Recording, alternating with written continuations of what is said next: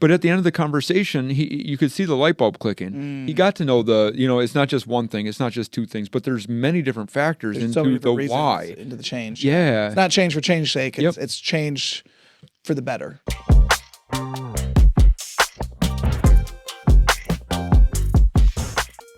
Gosh, change is inevitable. We always talk about this. Like, if you're not changing, you're not growing, right? What does they say? Like, yeah, if you're not changing, you're not growing. If you're not, change happens. Change happens. And sometimes you don't even notice. Yeah. Sometimes it's right in your face. The only constant is change. There's one. There's one of those cliches. Yeah, yeah. Had to throw one of those in. I don't know about you, man, but like, I've only known McDonald's like the majority, right, of my career and my time and my life at this point has been McDonald's. And it's ever evolving. And maybe change is the wrong word, but yeah, it's ever evolving and growing, changing, and rollouts are happening, and procedures are constantly evolving, and people are it's just always something. I would say business itself, like the business landscape has evolved and is changing, and it does change all the time. Yeah. What worked 15, 20 years ago as a business isn't going to cut it today. No. So to be successful, you have to change. Yeah. What's so hard about change though? And I think sometimes we get so stuck in our routines or our systems, or, hey, I am doing this the right way. And I get thick-headed. Do you? Is it just me? It might just be you. Okay, strong. I like change. All right, let's start over.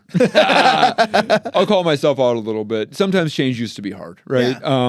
But I think over the last couple of months, as I've been in the restaurants, McDonald's has really good systems and policies to where I don't know if it's so much about the change as it is just how do we follow and stay up to date on procedures. Yeah. Yeah. And making, like I said, like staying relevant, staying relevant in the procedures is in the business is important. And over this, we as an organization are going to really start pushing on procedures a lot more over the next few months, over the next couple. Like, we're going to evolve, right, the programs and the systems that we have. And it's not that we're doing a lot of things wrong, but the tweaks need to be there, right? Maybe the how you did it maybe needs to change a little bit. Food safety as an example. We've done food safety forever, right? And regardless, you're always going to have good, safe food. And we as an organization, we as McDonald's have definitely done a really nice job of doing those things.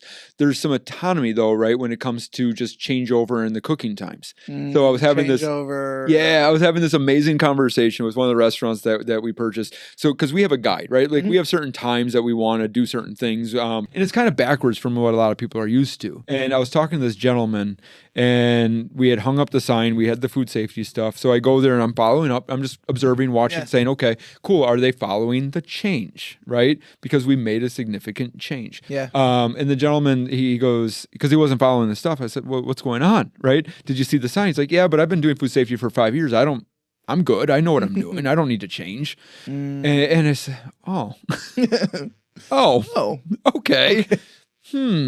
Let's have a conversation. Right? Like, okay, cool. Let's not change. But no, we ended up having a conversation. And I said, okay, like, do you understand? Like, we hung up the sign. He said, was this explained to you? He says, well, not really. It wasn't like, it was hung up there, but like, I don't see the point. What it is. Yeah. I don't see the point. I don't get it. So I said, okay, let's talk about why, right? And we went into some of the whys, right? And as we kind of talked about the whys behind it, you could see it kind of clicking in his mind of like, oh, that makes sense. There's a reason there's this change. Yeah, you're not just change, because sometimes I think we just change for the sake of change. And that's no fun. Nobody wants to change just because. Right. But when you give them purpose and intention and the reasoning, like all of a sudden you can get more buy-in. What I just want to talk about, the way you get that buy-in is the why. The conversation you had with them. We can't just put something on the wall and expect people to be like, oh, yes, I'm going to do that now. Right. I mean, really, because it's wallpaper. They're going to be like, they might, if they even look at it, they're going to be like,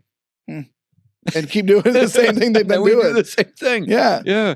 And I think that's frustrating from a leadership standpoint. But I'm going to tell you, like, the difference between leaders and managers, like, managers don't always explain the whys. You just say, go do because. Well, they told, like, the worst answer I think ever is like, well, corporate said, or they said, right? Like, you always hear like, well, they said to do it. And I'm like, I get it. believe in it. Yeah. Like, I might be the they now. Do you know? Do you know? Like the people who are saying do they understand? Did they know the why? Yeah.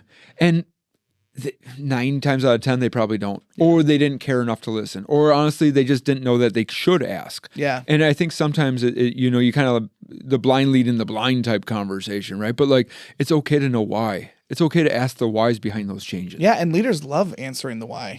Like if you're a leader, you love giving the why. And it just, I don't know about you, but it lights me up. Like, you want to know why we do it this way? Let me tell you. Explaining the whys behind the food safety was just a huge miss on our end, like our leadership's end at the restaurant level, because this gentleman who does food safety for the restaurant 5 days out of the 7, right? Yeah. Just didn't understand the importance of the why. And he should be the one that we're talking to first. Yep. Oh, it's true. And ultimately, it just boils down, and there's a few different reasons, right? Making sure that our product is safe, making sure that, we're not wasting as much, making sure that the timeliness of, transitioning from breakfast to lunch and having orders ready for our guests. So there was plenty of good conversation, that we got to have, or I got to personally have with him. But at the end of the conversation, you could see the light bulb clicking. He got to know it's not just one thing, it's not just two things, but there's many different factors into the why. Into the change. Yeah. It's not change for change's sake. It's change for the better. Yeah. And I think that's, as a leader, we love telling people the why. Yeah. Like if you don't know, ask us. Oh man. We're so ready to tell you. I know. and that's the problem is like I can talk for hours about some of these things and the changes. But yeah, I think just from a manager to leader, our managers, we just 9 times out of 10, we just don't ask. Well, I think as leaders too, are we telling the right people the why? Are we preemptively getting that buy-in essentially? Like when we do make a change that's pretty big like that, as leaders, are we communicating it properly? Yeah. And I think that's a big part of it too. And like this guy who, we changed it and he's been doing it for 5 years. Like I said, he should have been the first one we talked to. Yep. I know, as a leader of the restaurant, I know who's doing food safety 5 days out of the week. Yeah. Hey, let me go explain the why to you. But maybe they don't even know the why. Yeah. And so that's where it's like, we just have to communicate more. And if you don't know, ask. Yeah. Ask. So when people get frustrated about the changes, I think sometimes we simply just look at the negative, right? Well, this sucks, right? Yeah. I'm not going to. I've always done it this way. Yeah. So how do we, if somebody's like, I get it, you explain the why, I still don't care. Because we do, like we have those, and I get it, right? There's some people out there that you can explain it until you're blue in the face, but they still will find the negative. Well, I would say a couple different things. Okay. I'd say, what is your suggestion then? Do you have something better than this? Because again, change is for the better. Yeah. Not for change's sake. And then don't be negative about it. Can you think of one way this makes sense? Like factually. Sure. Because we have 20 other restaurants that are doing it this way and it's super successful. Yeah. So are you the outlier? Do you have a better idea? And that's just all more communication. Like that's all this is. Yeah. And if after all that, that's another different conversation. Oh, and it is, but I do like what you said about, because we'll naturally, like I'm gonna tell you, you naturally think of the negative. Like it's not, I think it's just human intention. Like I don't know if I do as much, but like that's been a personal growth journey. And I think it's easier once you start thinking positive to be positive, right? But you it's can control hard. It is a hard transition. It is a very hard transition. And that's coming from somebody who's relatively positive. Sure. All the time. Yeah. There's you are. Yeah. I am. You rock. I have a better threshold than most, we'll say. But I still have times where I might see something or somebody will say something and immediately I'm like, what the? Yeah. Like, why? Like it's true though, because like we'll go into say an organizational meeting or a restaurant meeting. You're like, okay, we're going to make these changes and we're just going to do it and everyone's going to love it. And you're so happy about it. Yeah. And you're so excited. Yeah. And they're like, lack of excitement. There's like, no. Like, because there can be change fatigue too, right? Like how much change are we making and how are we constantly changing, right? Because the follow-up has to be there, the consistency has to be there, and I'm going to tell you, sometimes a lot of change can be really frustrating. And if you don't believe in that change, are you going to follow up on it? Are you going to enforce it?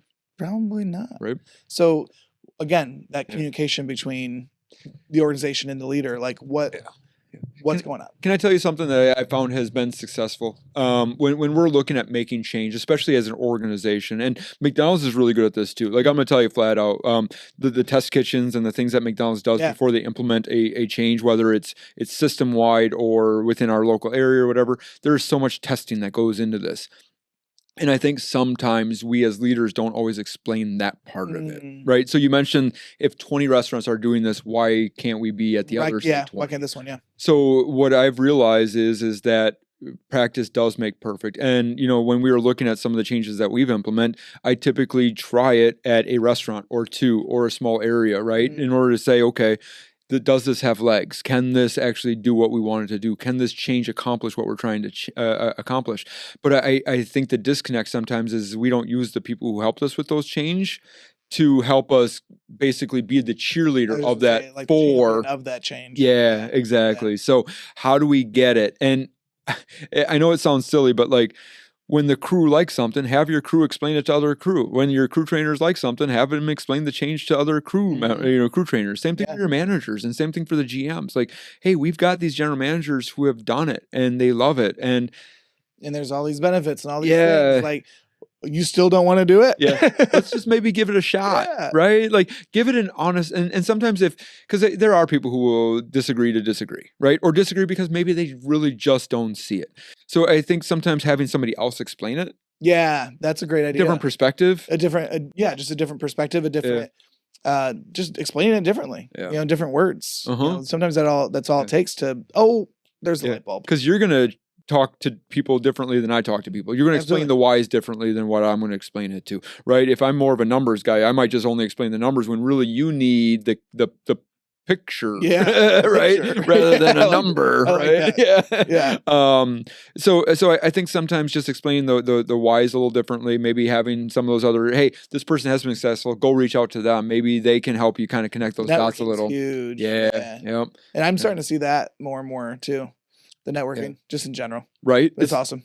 It is. And I think I would agree, because our teams are talking to each other more, right? Our restaurants are talking to each other more. And they should. And the thing is the stuff that we're doing, we're testing it, we're practicing it, we're making sure it's successful. So by the time it gets to the bulk of our team, it's a proven practice. Ready to go. Yeah. But that's where all of a sudden we take all of that for granted. We just say, hey, go do. Yep. All of that's like, okay, it works. Now go. Yep. It's like, wait a minute. Hey, guys. Here's this new thing. Change is hard, but look at all this data, look at all this stuff that we did here that shows that it works. Yeah. We're transitioning teams onto the scheduling platform. We're testing right now the food cost inventory team stuff, right? So like we're testing a lot of these things, and it's super cool and it's super creative, and we try to work out as many bugs as we can. But I'm going to tell you, no matter the change, you're still going to have issues. Yeah, there's still going to be, bugs. Or tweaks, but that's you can't do that if you're not going to start somewhere. Yeah, if you're going to do the same thing that you've done for the last 10 years, you're going to get the same results that you've gotten for the last 10 years. Like, you have to evolve, right? That's how we started. We have to evolve as people, as a company, as a business, as an organization. I'm going to tell you one of the funnest conversations I ever had, and this is me. I'm going to be vulnerable a little bit, but I went into this restaurant and they were rolling burritos. Like, the gentleman, he was rolling a burrito. It was taking a long time, but he was rolling a burrito. It's not like it was the wrong way. The burrito was perfectly fine, right? All that good stuff. But McDonald's says to do it a certain way, right? Like, there's certain procedures on this.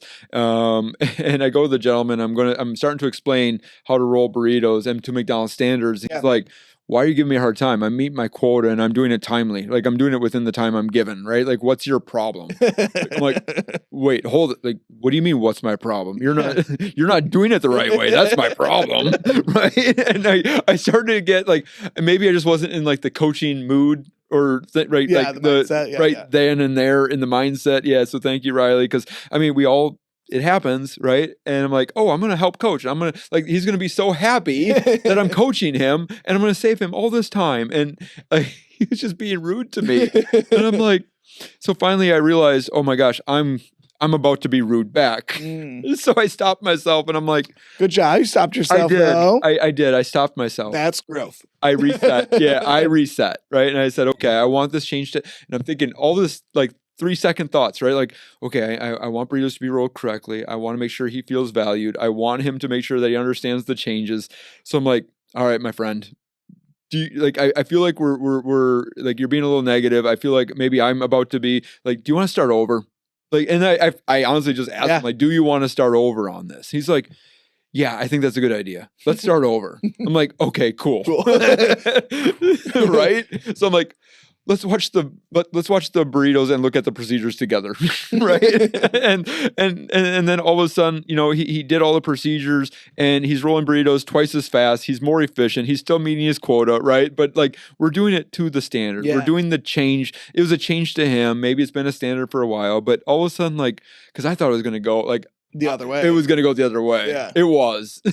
Well, but you had the self-awareness, and it was like, okay, let's now pause. To this day, and I followed up. I followed up with the GM, a few days later, because it's like, okay, is he still doing it the right way? And she's like, yes, it's awesome. It's the best. I'm like, ooh, it worked out. That's awesome. So I think sometimes just when your conversations maybe feel like they're going astray, or like the change maybe isn't going to go the way you want, or the whys just aren't coming out right. Yeah. Whew, it can still work out. Yeah. Yes. Well, and I like the follow-up piece because that's definitely, he could have just been like, yeah, I get it. Yep. And then you leave and goes back to the old way. It's like a whatever, get out my face, screw you type conversation. But I think the reset is what helped. Yeah. Because, you were like, you know what? Let's take a beat. Let's do this together. Oh, look, it's just as fast. It's the procedure. Like, let's stick to it. And that's awesome that he is. So nice job. Yeah, thank you. It was a good one though. I felt really good about it afterwards, because I did find myself and I did have to reset myself, and I'm like, okay, but it worked out. Yeah. So sometimes it is us, It can be, and that's what I'm saying. Like even from an approach standpoint, like if you can't, necessarily have the right conversations, it's okay to like, you see those commercials where they like tap somebody else in to come take over. Like it's okay to have somebody come take over for you. So absolutely. I love those examples. And coaching is just coaching and change. Like it's just, it all comes back to the communication, right? Yeah. Are we telling the why? Are we getting the buy-in? Yeah. Do our teams understand? Yeah. And if they don't, what does that conversation look like? And how do we, move that needle forward? It is. And change isn't maybe hard for everybody, but it is for some. And I think going into those conversations, because I also didn't tell them like, hey, I'm about to correct your burrito rolling skills that maybe you think you're the most, like, you know what I mean? Like he might be the best burrito. He might be really proud of his quota. That's what I'm saying, right? So like all of a sudden, like you're going into this thing thinking, oh my gosh, he's like, it's going to be super awesome. And they're like, why do you give me a hard time? Yeah. Right? What's your problem? Yeah, what's your deal? So I think change is inevitable, right? Change is constant. And I think just we as leaders need to make sure that we're explaining the whys, connecting the dots, having the right conversations, and allowing, and we didn't really hit on this, but feedback is okay. Yeah. Feedback on change is okay. Yeah. It doesn't mean we can change the change, but I think it's okay to hear people out. Yeah. So. And I think being open-minded too, just tacking that on there. Yeah. Just be open-minded and be willing to try it. Right. Try it. You never know what's going to happen. You just never know. Maybe it'll work. Right. All right. I like it, Riley. Awesome. Thank you, sir. Yeah. Thanks for hopping on BX3 again this week. We'll see you next time. Listen, learn, lead. Thanks for joining us on Buns, Burgers, and Big Ideas. We hope today's episode inspired fresh ideas for your leadership journey. Be sure to subscribe so you never miss an episode, and keep learning with us as we continue to explore leadership in the QSR world. Until next time, take care and lead well.